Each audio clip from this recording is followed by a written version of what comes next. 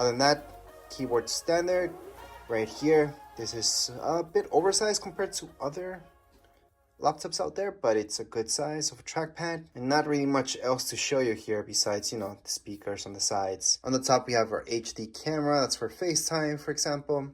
And once again, here is the MacBook. So you can just get started with the setup. That's another video. This is just an unboxing for you guys to see exactly what you guys get, how the MacBook looks like. I'm just gonna do a few close-up shots so you guys get a better idea of the color.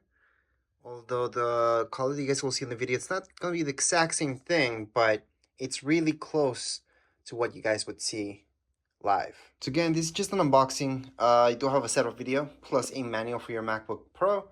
If you guys want to watch that, make sure to watch the other video. This is just an unboxing, so we see exactly what's inside the box. However, right now we're just gonna shut down the Mac. So we're gonna force shut it down actually, because we don't want to set it up at this point in time. I just have to hold on to this until it fully shuts down. And there we go. I'm gonna close it up. But anyways, as far as this video goes, we're all done. If you guys have any comments, questions, you guys can write down here in the comments area. Don't forget to subscribe and like. Thank you.